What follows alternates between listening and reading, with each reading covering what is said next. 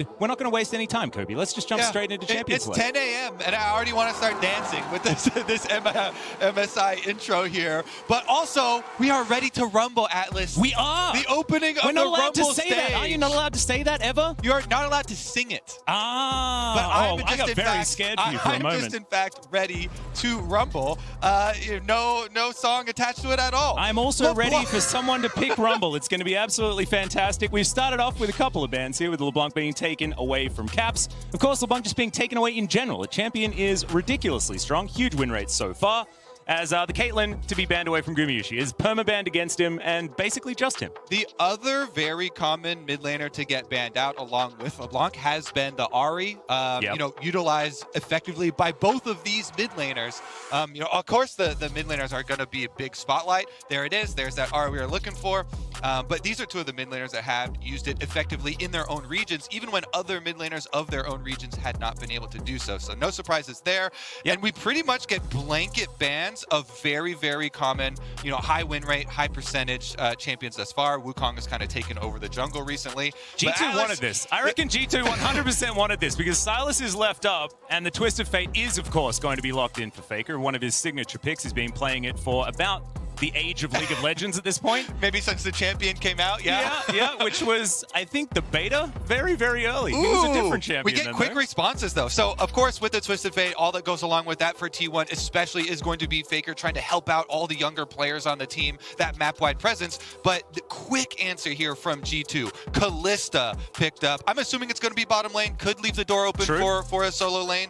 But that with the Diana gives you the possibilities of these big wombo combos, these big knockups and knockbacks for these team fights.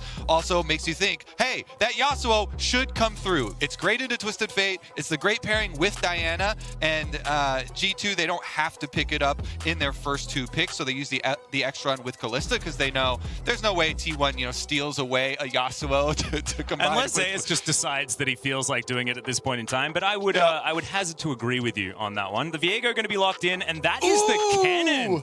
A big pick for Zeus. He's been fantastic on this champion. He refuses to build Zhonya's because if you build Zhonya's, then you can't do anything for a couple of seconds. It means less killing, Kobe. Exactly, and there's a Yasuo that we fully expected, so there's no surprise there. But I got so excited for the Kennen pick because I recently was indoctrinated into the full backstory for Zeus's name, and it comes from his mom, taking play off of his own name, but also his two favorite champions being lightning themed with Kennen and Jace.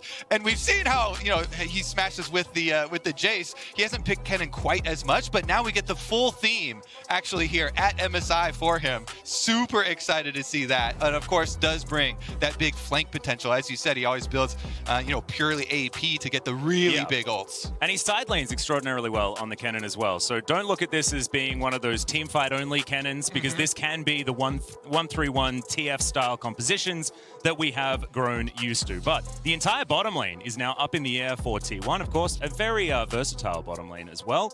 As the engaged support, Tahm Kench, going to be banned away from Keria. We actually have to say it like that because Keria does play the champion like an engaged support. Well, we've had similar things with Core JJ in North America, so I'm well accustomed to it. the Catfish has been benched this time around. Let's see G2 though. As you mentioned, Gwen coming in. They also need to round out their bottom lane. They're going to save last pick here for Targamas. I really like that because once we get into the game, we're going to focus on some more of the stories, and the bottom lane is going to be a huge one, especially the two supports for these two teams. But they first lock in the Oner, which was so big for BrokenBlade during playoffs for G2, and gives them just so much team fight. There is one giant stamp of a title across this G2 team, and this is a team fight draft to the name. And Tristana going to be picked up here for Gumayusi, just keeping it a little bit more tried and true there towards the bottom side of the map. Not going to be playing his Draven this time around, but now is where the interesting stuff starts. What does Keria have planned for us? Is it going to be his Echo support finally? Honestly, coming down to two of the biggest pieces here for both these teams. Again, Keria and Targamas focusing on their roam capabilities is going to be huge. But with the Rel Tristana lane, they want to try and actually fight this Kalista plus X. What's it going to be for Targamas? Probably not Nasus, is my assumption. We'll see what he does to go towards. Of course, Leona Nautilus still very, very popular, but not necessarily doing a lot of winning. And Rakan will be very slippery and provide a lot more of that CC. So, this is Yasuo comp. Let's do a knock-up count, shall we? Do they need more there's CC? Like 7 there, 7 there, there's 11 there, and they've got enough knockups, I think, Kobe. What do you think? Yeah, I think by my count, it will be infinity knockups for G2 here. Their team fight is going to be a bounce house. This is the bounce house composition. Welcome to the G2 bounce house, T1. Let's see what they can do about it. Honestly, I'm also pretty excited by the lineup here from T1 because they start out with Twisted Fate, so you know that Faker's going to be going to those side lanes early and often. So you want those aggressive side lanes. You point out Zeus does play the Kennen multiple ways here. Can go for the split pushing, have the Twisted Fate come to him, or can also bring in flanks and teleports to try and get that big AoE down. Meanwhile, bottom lane, Gumayusi and Keria, this is the best bottom lane in the world. Yeah. So if you get them Rel Tristana and a Twisted Fate from mid lane to go for ganks down there, you can definitely expect some action. I'm really looking forward to it because T1's first game versus the Saigon Buffaloes, they got jumped on by Tristana and they got killed. I think they took some notes. Yes. And thankfully, the tagline for this MSI is about taking notes. And so hopefully they did exactly that. Yeah, segued that one pretty well, I have to say. But we're ready to get into it. I think this is a very stock standard draft to come through from T1. I think we'd expect this throughout this entire year. They haven't done a lot of losing throughout this year, but it's not necessarily something that is crafted to take down G2. G2, however, have gone back to just let's team fight all the time. Let's be scrappy. Let's give Caps that playmaking champion in the mid lane. Caps has been absolutely unbelievable this tournament. Yes. This is the first time he's played a champion twice, actually, in the Yasuo being picked up. Over 8 games, 8 unique champions is pretty impressive, in my opinion. But going back to the Yasuo is his first one that he'll double up on. As here we are, onto the rift for game number 1 of the Rumble stage. Woo! Oh, I can feel it. I can feel it. I'm so excited to get it started here at Atlas. The analyst has touched on the Caps versus Faker match record, which was 8-3 in the favor of Caps. But the overall team score of T1 versus G2 is slightly in favor of T1, 11-10 for them. Hello! Hi, everyone! We are here. We made it to MSI. High five. Boom! We did it. We're not too jet lagged as well, so hopefully we're going to be able to keep ourselves sane throughout this particular first kill is a ward kill. Extra experience for look at that. both solo laners. Faker is infinity CS ahead. He is. He's the richest man on the Summoner's Rift. Honestly, it is kind of big to mention for solo laners, though, because it's a full wave that you get your level 2 quicker. It means you can get your level 2 on the first wave. Doesn't necessarily have this huge cascading effect, but it is quite nice to mention for both solo laners, especially when we've got like Zeus on his signature champion here, one of the 2 that he got his name for, so super excited to look at that. He started with the Cole on Kennen. You're playing into a tank, you're playing into the Ornn, so he knows he's going to be able to farm to his heart's content, take advantage of the range advantage there, get the brush control, try and get as much harassment as you can down while farming up nicely. A bit of an attack here on the bottom side of the map. Targamas immediately going to throw out the exhaust and gets exhausted as well. The flashes coming forward, first blood within the first 2 minutes is Flakked looking to go down as well. Keria just over 100 health, so he has to back away. But T1, it's a statement in the first 2 minutes. Atlas, we call for it in Champ Select as soon as we see the Tristana locked in for Gumayusi and Keria. No hesitation there. They jump immediately in onto Targamas and get the kill. It was level 1. We were actually kind of talking in the car ride over. Oh, there's probably going to be a level 2 first blood. They waste no time. And they get it here for T1 bottom lane. Again, this bottom lane has been absolutely exceptional. Keria obviously getting the MVP in LCK, but Guma is basically a prodigy AD carry. So right here off of the knockback, Targamas actually goes in and he exhausts, but he immediately realizes the error of his ways and tries to flash out. So going aggressive there in onto Guma. There's no hesitation. The response from the T1 duo lane, they are not going to accept that aggression and immediately take them down. Yeah, go for the first back as well. Gumayusi Keria making sure that they spend that money. A couple of longswords picked up here by the Tristana to help push that lane even further into their favor. Jankos in the river, though. Spawn camping the crab. Yeah, there we go. Keria's going to spot it out. Knows that it just went down. Some pings go out to know exactly where Jankos is. But Now Targamas with a bit of a roam towards the mid lane here at about 3.5 minutes. Not going to find too much because Caps is pushed in. And with that Scryer's Bloom from Jankos, he can make a pass through mid, but really his goal here is just to get to top crab, because when you Scryer's Bloom over enemy jungle on first clear like that, he can easily tab up, see that Oner has 24 CS. That means he has no crab. His Krugs are also gone, so he's just done a full clear. He has done a full clear, so Jankos knows immediately my next goal after Scryer's Bloom him and taking into account the CS is to go to the top side of the map, which means T1 know that bottom side is left undefended for them, so they can make a hard push there. It's a good call from Oner. He canceled his recall, immediately went to push out here with the bottom lane to further extend this Gumayusi Keria lead. Yep, bit of a plate gank there towards the bottom side of the map, making sure that they get one of those at least. Weren't really intending on diving or anything like that, but getting them off the wave is certainly going to be valuable. T1 with a control ward down, Jankos in the area, but not able to actually affect anything. He's just going to go home. But double crab for the Diana, fantastic for the early game of this more level 6 base champion. Yeah, I just love to see those in-the-moment adjustments from junglers, because you're always adapting to the information right as soon as you get it. So you're like, oh, Jankos, boom, he sees the CS, he sees him bottom side, boom, we're going to get crab. And then Oner, because he knows Jankos sees this, helps out on the bottom side. They get a plate for their troubles, and he doesn't waste any time. Flash forward, Keria just using his Hex Flash. Of course, probably a support's favorite keystone ever. Honestly, they just get to flash from brushes all the time. And it's even one of my favorites. I think it's a really well-designed summoner spell. Me too. Me too. And especially when used by some of the more aggressive supports that we have. Keria, of course, fitting into that bucket quite effectively. Faker's going to teleport back here to the mid lane. He's got his steel caps, just trying to keep himself alive against Caps. I'm actually super glad you bring up the supports, because supports were going to be one of the lanes that we're going to spotlight in this matchup specifically for Keria and Targamas. Their mid lane roams have been so critical for both of these teams.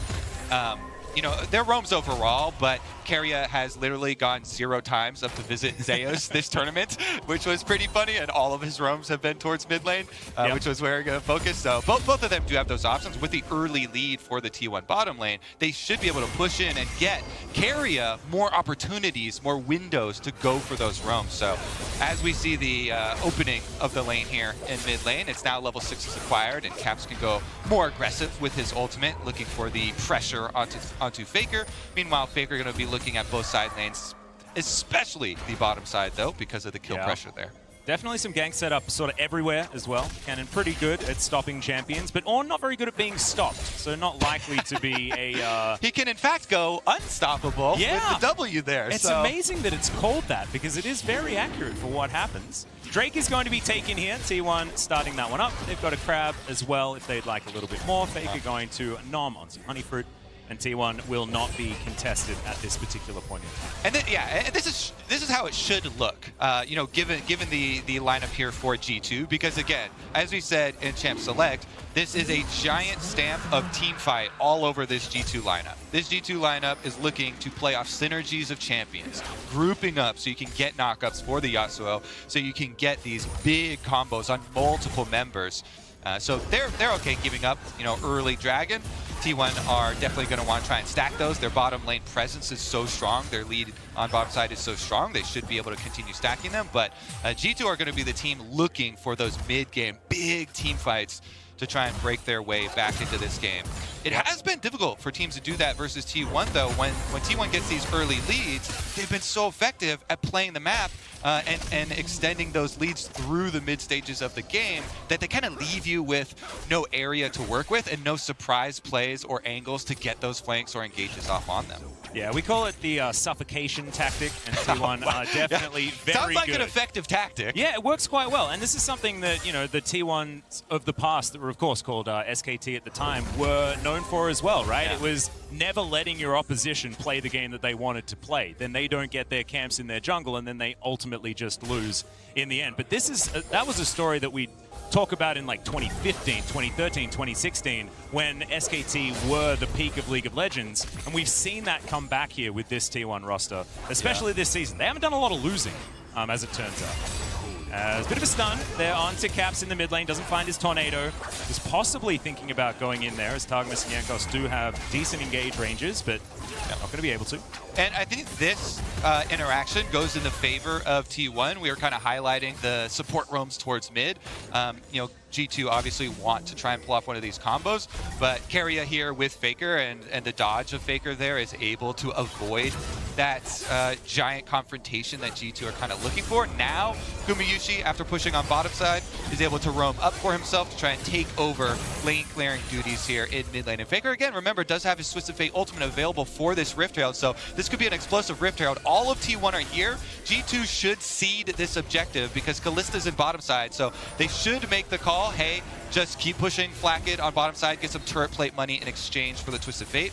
But we see Twisted Fate roaming down there. Faker with his ultimate could try and protect those plates. Yeah, in theory, I really like that G2 do give that one up. Of course, top pressure was in favor of Zeus as well, so not a lot going for G2 when it came to taking that one. Yep, one plate going to be traded, of course, trying to equalize that which T1 have already taken for themselves down there.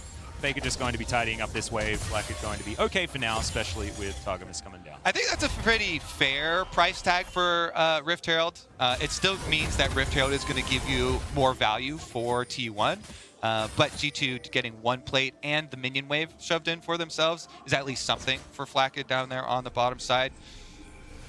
Yep, Oner going to be tidying up his jungle now, and so far it's been pretty business as usual, but what that benefits usually in T1 games is T1.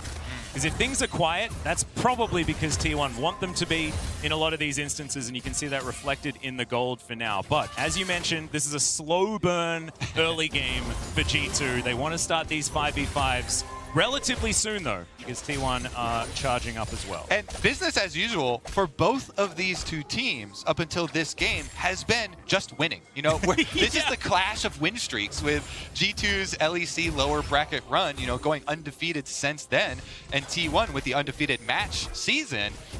We now have the clash, and one of them is going to have to break here. Meanwhile, bottom side continues to break as Oner does another plate gank with the Rift Herald. Means it's going to finish up on this turret and get that Tristana really rolling, which is so nice on this champion, because then they can rotate Gumayusi up to the other side. You can get more turret plates there with this champion. Explosive shot, so effective at mining early money.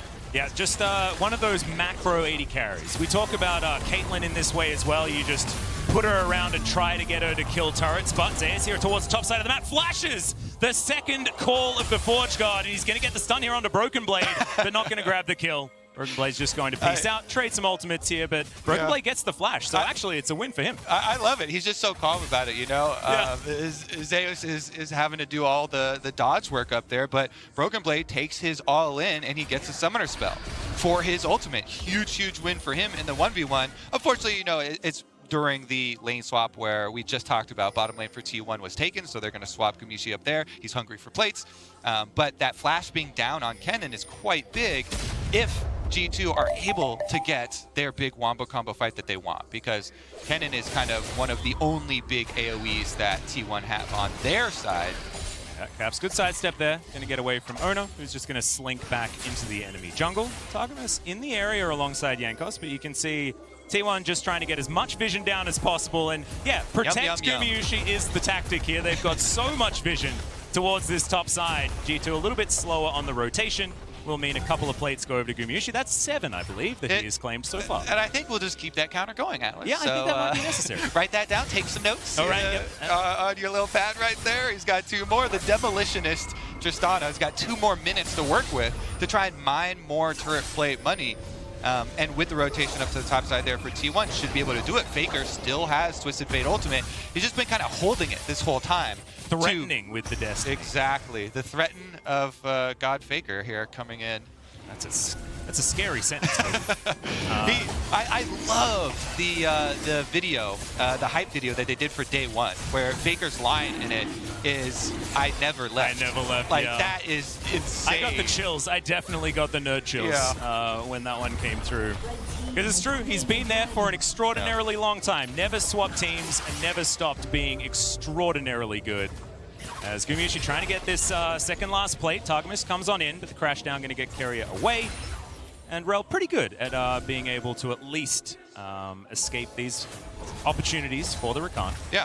just the bodyguard here. Meanwhile, of course, you saw it on screen, but we should mention too, Dragon stacking stopped by G2. That was their payment. There's the Magnet Storm as we are just going to pull back in Targamas. He's going to go forward though as Faker with the gold card looking to lock down Flakked once again, and the Callista will go down. That is one death apiece for the G2 bottom lane. I feel like that is 2 times in a row where it's a little bit of extra aggression, unnecessary aggression from Targamas going back in a scenario where they had escaped a 3v2, and then it kind of baits Flakked in, and double summoner spells down now on the Callista, plus the death for Callista makes that a much worse scenario.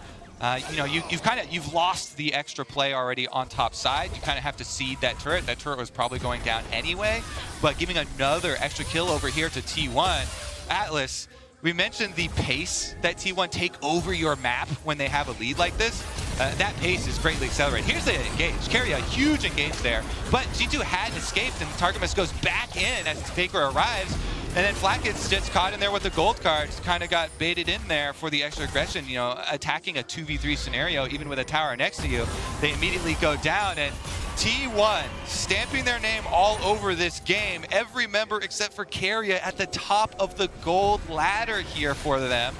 And that means these outer turrets, I feel like, don't have long to live. Yeah, not long for the world. There is only one plate remaining towards that top side. That's 9 on the counter, Kobe. I am taking as many notes as possible. I'm proud, I'm proud. Yep, but no more are going to come down because it is, of course, 40 seconds past the plates going down. And T1 are now just looking to try and confirm that map control. The 1-3-1 is on with Faker towards that top side, and Zeus on that bottom side with his cannon. Riftmaker is complete. Of course, you see a lot of dash cannons come out of the cannon, but Zeus doesn't really care about stasis a lot of the time and doesn't really care about extra mobility. He'll just flash on in as the Everfrost from Faker gets out of the way of the tornado as well. As Oner comes through, Heartbreaker to keep himself safe. And T1 do escape the potential engage from G2, but Shirley should go down for the European roster. Strong evasion there from T1, and you can see the respect Oner is paying. He's not even going to give the chance for Jankos to Diana ult him. He immediately goes for the Heartbreaker, as you say, because they know giving up Rift Herald number 2 is not the end of the world for them. They just want to escape, not give up any kills back to G2. They do just that, and they continue with the turret destruction. Yeah, mid lane now in a whole lot of trouble, down to about half health here, but Cannon also getting work done in the bottom lane. The inner turret was under fire, and now he's clearing out 2 camps at the same time. That's efficiency right there, it baby. Definitely is. That's a jungler. That's a jungler's heart. Oh dear. Well, he's going to reset the blue. Yeah. He's a top laner, right, Kobe? He's not dandy, you know. What's this little red bar under them? Also, there were some enemies getting close. Yeah, so that was I think probably the bigger problem. I think it was just the correct call to be like, yes, I cannot overstay and greed for this blue. So it does, in fact, get the Gromp, gets the extra money there. And again, SKT not going to give any of these opportunities to G2 to make that comeback. Not going to make any of these mistakes in over-greeding for plays, even if it is just a blue buff there. So they don't need to. A lot of respect there from T1. And you were mentioning as well, one of the big differences so far, even at this tournament, is just the lack of mistakes from this team, not giving any openings, and so far remaining true against another one of these Pool 1 seeded teams here at MSI. Yep.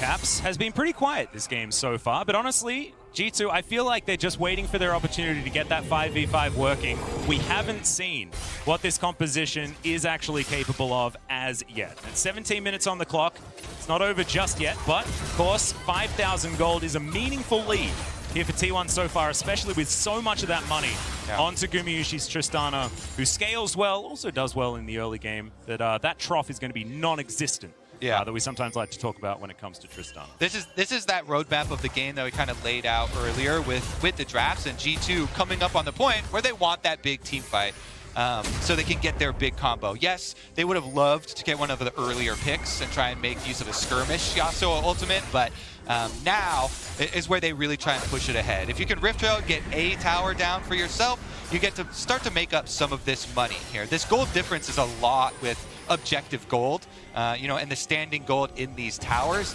should go a decent amount of the way for G to try and get back into it.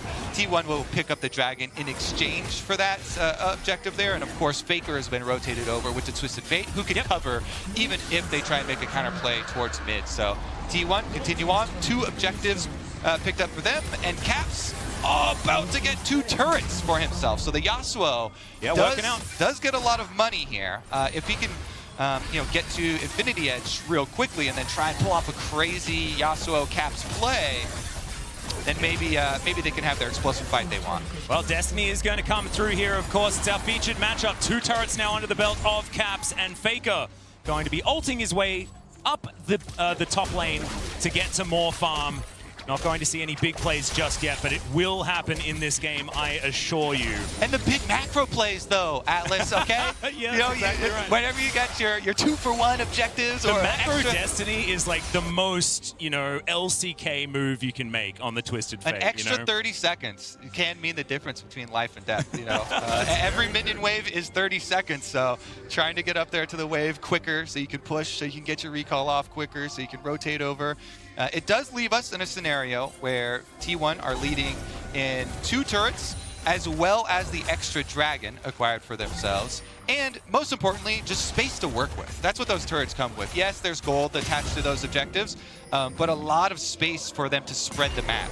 Because, as we've seen, they're very cautious against this G2 AoE Wombo Combo team comp. They don't want to give them one of those fights. They want to spread the map as much as possible and utilize that T1 side lane pressure to avoid G2 getting any sort of income here in the mid stages of the game. Meanwhile, there's Cap's got a couple of the parts that we're looking for there with the pickaxe and the long sword. Yeah, not quite at the Infinity Edge yet, though, so that power spike hasn't quite been achieved. And he's been denied a few of these side lanes as well. T1 have sort of been catching Caps, trying to get to some of that side lane farm, trying to deny the Yasuo from being that threat later in the game. It hasn't worked out so far because he's ahead in farm by just a little bit against Faker, but trying to keep him down is important. Faker now possibly in trouble here as it's a decent little catch there onto Jankos, who's just trying to get forward, and Faker is going to break his stopwatch. The teleport's coming through from Zeus, and now he's trying to protect his mid laner, but the last breath comes in. The ultimate's there from Zeus as well. No one's died just yet. Faker is going to be able to take down Targamas, but then immediately 3 kills, and now Oner is trying to chase this one out. Caps is in trouble. The heartbreak comes on through, and the resets are coming in. Can he find the next one? Yes, he can. It's now the Galaster, and BrokenBlade's in trouble. It's a triple kill for the LCK Spring MVP for the finals, and Oner will reclaim victory for T1 in the fight. Damn, I love watching this kid play. Oner on the top lane, absolutely owning this game hard. I love watching good resets with Viego. It's not just, ooh, I'm spamming R after each reset. Exactly. You see him when he got right back up. On Yasuo, instant win wall into the dash forward, making use of the shield bro proc. That's one of the things that's most frustrating for people is, of course, those big items procs that you get to use when you come back up too as well. But honestly, those are the big moments that they were thinking of when they designed this champion, where you really get that that overall 1v5 sort of feeling from him, and him coming up and cleaning that playoff that started out with Faker making the call early on. You can see from his movement very early on the comms from T1 were, hey, come to me, we're going to outplay this. Then the re-engage from G2 actually looked good. They got a big wombo set up. It barely couldn't finish the other 2 solo lanes there, as it took him a little bit of extra time to finish him off, and that allowed Oner the last second. And look at these pickups, so close to dying, but then shield bow procs, gets to use the wind wall, ults back over, flash used exceptionally well as well, and forces the flash out of BrokenBlade there with the full chase. But really, really nicely done from him to save basically the play for T1 there. Then Keria going through with his Wombo, and Gumayusi, no hesitation on the rocket jump forward. Does result in Flakked getting the kill, and the ultimate... Baron! It was the Baron with the last hit. This was off screen. I didn't get to see how it happened. We were within a replay of a replay of a replay at that point in time, but the Baron definitely MVP in that last play. As that last team fight, 4.4k from Oner, and this is what happens. You get that first kill, and Viego can be absolutely ridiculous. Yeah. And Oner definitely was. But the double kill going over to BrokenBlade there. We also should mention that he is ready to hand out Ornn upgrades. So level 14 here, he can now also help upgrade Cap's damage potential. And so the potential for this G2 AoE giant fight is still there. That last top fight was by such small margins. One by Oner there, one by T1. So close there to being a swipe for G2. Here's the Twisted Fate ultimate, giving them some vision, but this is where you get to use the power of your strong engage and frontline as threat for G2. T1 though, you see them trying to focus on the minion wave. They're retaining their position, so Guma can just blow up this mid wave first, while G2 try and bully their way into the mid-river and probably look towards this dragon setup, because it is number 3. It's not, Soul, but it is Soul points if T1 sends a single person down there to pick it up. Yeah, and that's so much more map control as well, because you get to dictate when these Drakes are going to be taken. You have so much more power there. But catching G2, like tickling the Baron just a little bit there, seeing what was going on, but getting the Destiny out, definitely great news for G2. And now you can see the game plan is on. G2 grouped up as 5. And this is what we want to see. We got a bit of a taste of how it could work, but wasn't quite it. Of course, T1 want to create space for Gumayusi, as Oner does take down that Drake. Keria now trying to get some vision over. He's spotted by Jankos here, who does throw the Q through. They're looking to just blow up one target, and they'll absolutely do so. The Call of the Forge God comes down. Faker's going to get knocked up as the gold card has been locked down. He's not going to be able to go golden yet again, as Zeus is immediately being exhausted. Throws down the ultimate after it wears off, though. Does he have enough damage is the question, as Gumayusi relatively untouched, but so are G2. It's so much damage from the lightning, but it's not enough. Gumayusi going in, looks for the reset, but the knockups are there, and it was a bit too far for the young AD carry. Yeah, there's one member left alive for T1. Zeus is on the run now. Jankos wants it though. That is a fantastic lightning rush, but it's not going to be enough to keep him alive. Jankos going to grab the solo kill, theoretically, at the end there, onto the cannon, and this is the team fight power of G2's comp. Exactly. This is what happens when they can get their hands on you. Just one person needs to touch you with a knockup, and then the chain comes through from G2. It's Jankos in 4 caps, and normally you're like, what? Did they just use double ultimates on a support? But getting that advantage in the player count means they get to chase down Faker as well, and all of a sudden, even though they've used so many ultimates and so many knockups, they still have more left here. So Zeus comes in with the big ultimate, but they've only got 3 players left, and G2 still, with the stopwatches, able to finish it out. Zeus able to get a decent amount of AoE down there, but Gumayusi, eyes get a little big as Tristana when you see those giant, reset possibilities. But again, G2 always have so many extra knockups. They have them for the counter engage there. Zeus and Guma trying to pull out some hero plays at the end, but unable to do it. And G2 now, after they've gotten a taste, they want more. Well, Caps now just tidying up some vision here, and G2 will be feeling so much better after that. They've claimed the kill lead. 9-8 now in favor of them. Not quite the gold lead just yet, but it's only 3,000. That means basically nothing here at 26 minutes. And after that lesson, T1, they want to go right back to the split pushing. Keep Faker getting that pressure for them on top side of the map, goes right up to the minion wave. They've got the ultimate available. He can pop it for vision. He can also relocate once the pressure gets close to them. So extra damage here on turrets means a lot for T1. There's the ultimate. They get to spread. All safety has been acquired for them as they start up this Baron. Yep, Destiny's going to come through, used defensively here as Faker makes his way back to the rest of his team. Zeus on the flank right now, does have Flash back available, crucially. Great battle dance there from Targamas to get him out of the way of the stun as Keria goes in. Now it's his turn to try and find that engage. Decent knockback there onto Zeus, but he's going down low. Double kill for Jankos already in the team fight. Throws down the ulti, he's picked off Gumayusi, and team fighting this G2 is a mistake. T1 make again. It is huge for G2. Atlas, they get just what they want. BrokenBlade teleports into the middle of the river and dares T1 to engage on them. He dares them and they fall for it. G2 bring home the claps. They got the knockups right where they want them. Look at this one. Teleport right in their faces, and Keria says, okay, fine, we'll go for the early engage. They get back to Caps, but look at Caps, there's no fallout damage, so he sits the whole knockup just fine, untouched there. And then they're able to fire off. They barely get him low, but it doesn't matter. Targamas comes in, they shield him, they got the full pickup there. Flakked on top side was taking care of his own side of the team fight, and it's another one for G2.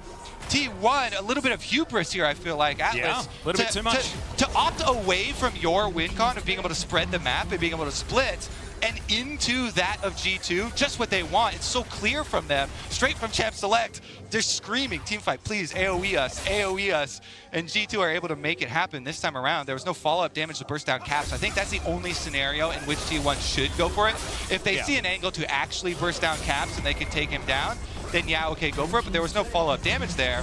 And then even Jankos and Flakked on the top side of that team fight were also doing enough damage to take down a couple T1 members. So G2 now with Baron.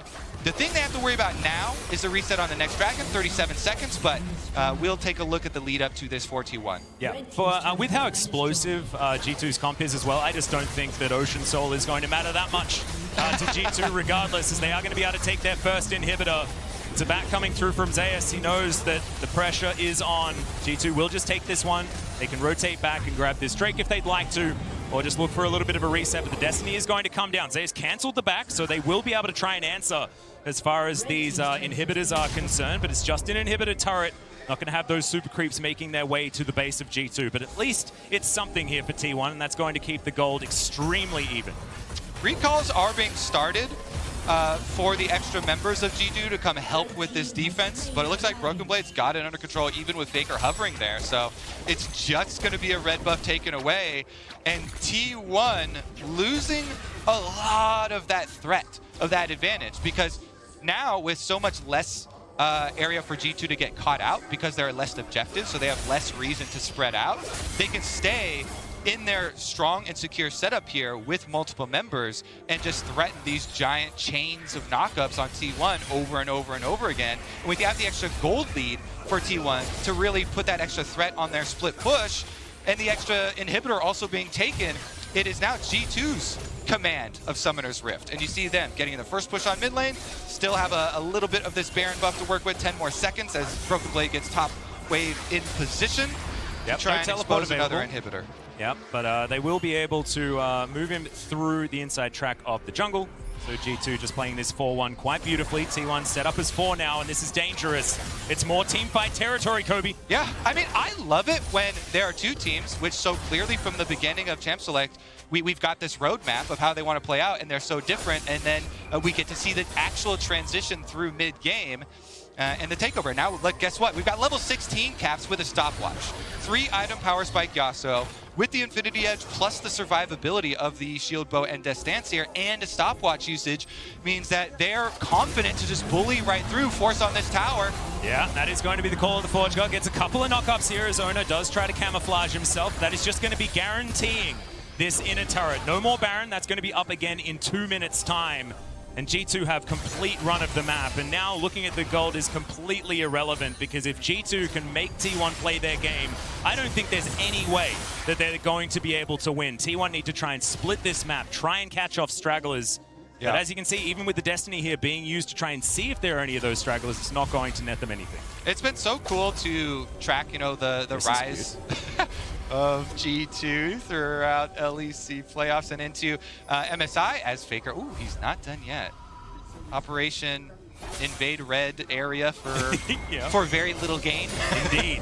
However, you know, he's not going to lose anything for it. He's just going to go back home. But the scouting mission definitely worked out. Owen Wilson went behind enemy lines and then managed to make it out safely. Sorry for spoiling the end of that movie. Honestly, too, I was hoping there was going to be something done, like even a ward dropped or anything back there. Something. So then we could talk about later, oh, this Galaxy Brain, 3 minutes in advance, this was placed here, but no remnants. There's no evidence that actually took place. The only evidence did he even do it? We might need a replay just to The only confirm. evidence is us talking about it. You know, it's like, did that actually just happen? Well, honestly here, though, G2, again, following their ascent, there has been one thing that has remained true, and it has been the core of their team fighting. What's cool is, though, they've done it from so many different angles. So it hasn't been this very static team fighting that's always the same champions. You know, they've been very, very good at mixing up the different angles at which to set it up. But they have had that kind of core tenet as far as a lot of this success that they've really been able to ride. And looks like they truly want to keep this undefeated streak going for themselves. Now with Baron coming up, it's very easy for them to just group up on it. They've got so much advanced vision up through the blue jungle here of T1, and Faker, since he was not able to get a ward or anything down there through the red jungle, there's nothing for T1 as far as any extra information. And when you're split pushing as well without vision, it becomes so difficult. You see Faker trying to get towards that top lane wave. He can't get there because G2 could have been anywhere within their jungle, and there's just not enough vision. Destiny now going to be popped yet again as now Faker over the wall looks to try and lock down Flakked, but he is going to be able to cleanse his way out of it. And now G2 reset up that phalanx to get control. Look for the wind whirl. It was so powerful last time for Caps, and it can stop Gumayusi from getting all of that damage down that he wants. Decent little stun there onto Targamas, but not going to take any meaningful damage. The Baron now once again down to very low health as they dive on in. Can they find the smite? And it's going to be taken by Caps of all people. Oner's now going to go down to his GA as T1 are looking to try and escape. Keria breaks his stopwatch, but he will go down as well. Followed by Oner at the same time as Faker's flashing out. In goes Zeus, finds a huge ulti, but it's not going to be enough. And G2 once again wipe the floor with T1 in the 5v5. Yeah, they wiped the floor all right. They're going to chase down every last speck of T1 here. Faker running for his life through the jungle. Targamas should be able to get him there with the blast cone. Yeah, this is not looking good for Faker here as he does lock the gold card, but it will wear off, and G2 are just hurting him. Oh my. Are these velociraptors or hyenas or something like that? There are definitely packs of G2 members here as Faker looking to try and get out, but he's going to get knocked up instead. And Jankos is going to be gifted the kill there with the... My goodness, G2, another big team fight for them. I actually got scared when I saw such an early smite. Yeah. There was a smite around 1.8k even. And sometimes you believe in Caps so much that you know that he's even going to be able to smite better than you without the trust ability in the to crit do so. from the sword, maybe? I don't know. We'll have to take a look at the replay at how it actually went down. But it didn't even matter at the end there because the team fight wholeheartedly goes their way as well. Yeah, there's a big cannon ultimate at the end, but that's way too late to have a kind of big difference in the team fight. And it's now level 18s with Baron buff coming through here for G2. They want to finish this one up.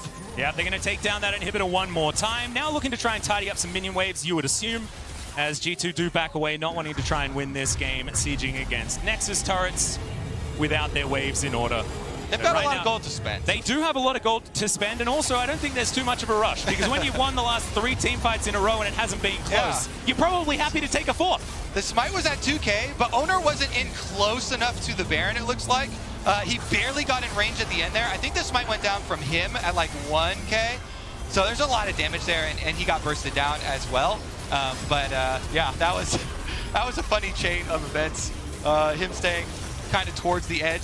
Zeus goes in, but gets exhausted. Yeah, the exhaust was fantastic this time around. So not going to be a big effect whenever you have that. The biggest counter there. Yeah, now Zeus potentially in trouble. Throws down the ulti here for himself. His owner's like, I'll try and help. No, I won't try and help, as he just gets himself the heck out of there, and I do not blame him. There is a very dead lightning mouse on the top side of the map as G2 now bear on down on this inhibitor turret on the top lane. The only hope BrokenBlade can tank it forever. The only hope for T1 is some crazy race stuff to go on. So they're actually just sending Guma to just rush here. How hard can you actually push this just on a demolition aspect? G2 coming for the base, and they want to finish up this pressure. With 5 people, they can threaten the dive. Yep, they certainly can, especially with Gumayusi still a little ways away. He's actually going to, yes, he does manage to complete the back as the first Nexus turret is going to go down. Into the backline goes Keria, but immediately he just pops like a balloon. And BrokenBlade seems completely unafraid of absolutely anything. Eventually he will back away, but happy to tank for as many days as you'd like him to. T1 do deal with the minions, but G2 still want more. Yeah.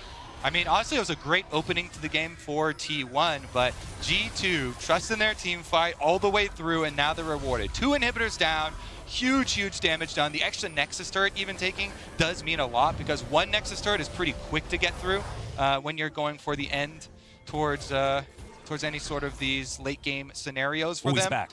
2 minutes, 13 seconds left on the Dragon Soul that will arrive, and it's Dragon Soul for either side.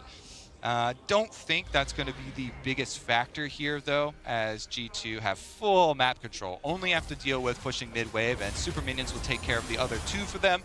and they just group up and repeat business as usual. It looks like their exhaust is ready as well, so Targamas has exhaust for the team fight. Doesn't look like there's any extra outs for T1 in that scenario then. As long as Targamas holds his for Zeus, for Kennen, should be able to secure it. And even then, I mean, Zeus is a 0-5 cannon right now. It's not necessarily the most powerful that we've seen cannons, especially when they're wielded by Zeus here. Zeus. Maybe if Guma comes in on a wrecking ball there and looking for those Tristana resets, try and use it on him. That could also be very difficult, just because I feel like Caps has had his wind walls in exactly the right positions every single fight, and you only need that duration, right? Because G2, they get that first little advantage in the fight, and then they roll over the top of you with the amount of CC that they have. And I just want to shout out Jankos, because he often gets memed on the most for G2, but he does so much work for this team. And the Diana being the sole AP, if he fails, if he flops, he is one of the players on this team that cannot afford to flop, as sole AP. And you can see it when he does well like this, like massive damage being dealt by him every single time. Well, now we've got Keria going in one more time. The Magnet Storm not necessarily the most pivotal, as the double knock-up from the Grand Entrance is fantastic from Targamas, and they tidy up both the Rel and the Twisted Fate. Jankos is going to have to flash away, though, as Gumayusi goes for a bit of an insect play, but he's now at 1 health and not able to participate in this fight. It's going to be G2. They now move towards the Nexus. This was theirs from about 20 minutes into the game. It was a matter of time, and G2 will remain undefeated in this tournament, and T1 take their first match loss this year. G2 with the stronger undefeated streak here. My goodness, Jankos, masterful Diana performance from him. I know people also never want to give credit to Diana Yasuo combos because it's 2 buttons, but there was so much else that he did that was not just combos. You see a lot in the positioning, zoning off multiple carries in the last one, chasing down extra kills. Just really nice, again, team fighting from G2 and sticking to their win condition, which is most important, right? There are a couple of instances, even though T1 played the early game quite well, even getting bottom lane kills, getting a lot of these early towers chained for themselves, they don't stick to spreading the map as much and falling prey to some of these fights with the giant combination of knockups from G2 just when they needed them.